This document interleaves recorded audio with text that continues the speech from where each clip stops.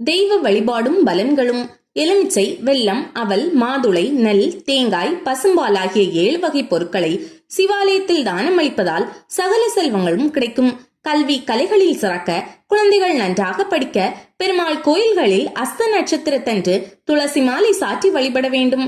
சரஸ்வதி தேவிக்கு புனர்பூச நட்சத்திர நாளில் அர்ச்சனை ஆராதனை செய்வதாலும் கல்வியில் சிறந்து விளங்கலாம்.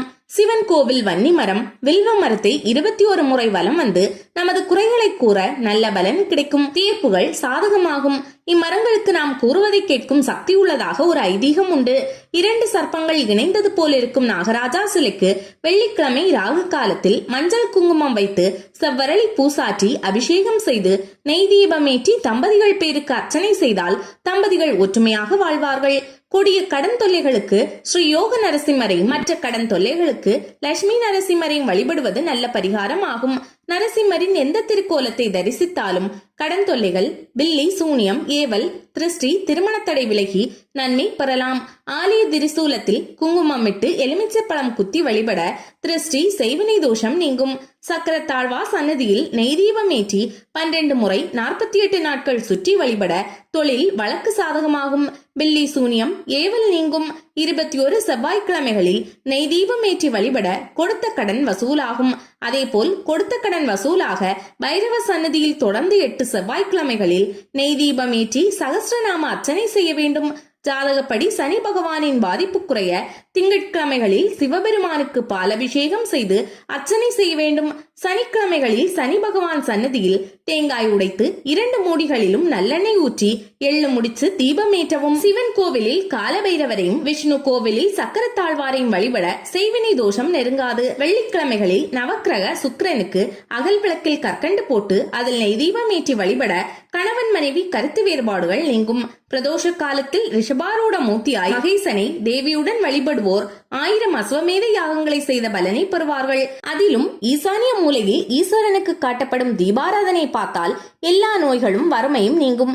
மாதா மாதம் உத்திர நட்சத்திரத்தன்று சிவனுக்கு தொடர்ந்து 11 மாதங்கள் பாலபிஷேகம் செய்தால் விரைவில் திருமணம் நடைபெறும். வெள்ளிக்கிழமை ராகு காலத்தில் துர்க்கைக்கு தாமரை தண்டு திரி போட்டு நெய் விளக்கு ஏற்றி வழிபட தெய்வ குற்றம், குடும்ப சாபம் நீங்கும். ஹஸ்த நட்சத்திரத்தன்று துர்க்கைக்கு சிவப்பு பட்டு துணி சாற்றி சிவப்பு தாமரையை பாதத்தில் வைத்து 21 எண்ணிக்கை கொண்ட எலுமிச்சை பழ மாலை சாற்றி குங்கும அர்ச்சனை செய்து அந்த குங்குமத்தை நெற்றியில் வைத்து வர உடனே திருமணம் நடைபெறும். இரட்டை பிள்ளையாருக்கு ரோஹிணி நட்சத்திரத்தன்று சந்தன காப்பு செய்து வழிபட கடன் பிரச்சனை தீரும். செவ்வாய்க்கு அதிபதியான முருகப்பெருமானுக்கு செவ்வாய் தோறும் நெய் விளக்கு ஏற்றி வழிபட 3 மாதத்தில் வேலை கிடைக்கும். விபத்துகளிலிருந்து தப்பிக்க அவிட்ட நட்சத்திரத்தன்று முருகனுக்கு வேலில் எலுமிச்சை சொருகி அர்ச்சனை செய்யவும். ருத்ராட்சம், சாலக்கிராமம், துளசி, வில்வம் உள்ள இடத்திலிருந்து சுமார் 10 கிலோமீட்டர் தூரத்திற்கு செய்வினை அணுகாது. புத்திர பாக்கியம் இல்லாதோர் 6 தேய்பிரை அஷ்டமிகளில் காலபைரவருக்கு சகஸ்ரநாம அர்ச்சனை செய்தால் விரைவில் புத்திர பாக்கியம் கிட்டும். வியாழக்கிழமைகளில் ஒரு நேரம் விரதம் இருந்து மாலையில் ஆலய தட்சிணாமூர்த்திக்கு தொடர்ந்து நெய் விளக்கு ஏற்றி வர விரதம் ஏற்ற 192 நாட்களில் கருத்தரிப்பு ஏற்படும் வாய்ப்புண்டு. பெருமாள் கோவிலில் உள்ள கருடாழ்வார் சன்னதியை சுற்றி வந்து நெய் விளக்கு ஏற்றி வழிபட சர்ப்பதோஷம், கால சர்ப்பதோஷம் நீங்கும். பரமையில் இருப்பவருக்கு தானம் கொடுத்தல், பூஜை நடக்காமல் இருக்கும் கோவில்களில் பூஜை நடக்க உதவுதல், அனாதை பிணங்களின் தகனத்திற்கு உதவுதல் ஆகிய 3 செய்தால் அஸ்வமேத யாகம் செய்ததற்கு சமம். தொழில் தடை, கணவன் மனைவிக்குள் கருத்து வேறுபாடு நீங்க, வாழ்வில் நலம் பெற, வெளிநாட்டு வேலை முயற்சி வெற்றி பெற, நல்ல காரியங்கள் நடைபெற பௌர்ணமி தோறும் நடைபெறும் சத்யநாராயணா பூஜையில் கலந்து கொள்வது நற்பலன்களை தரும். எத்தகைய கிரகதோஷமானாலும் தினமும் சுந்தர காண்டத்தில் ஒரு அத்தியாயம் பாராயணம் செய்வது மிக மிக நன்மையை தரும்.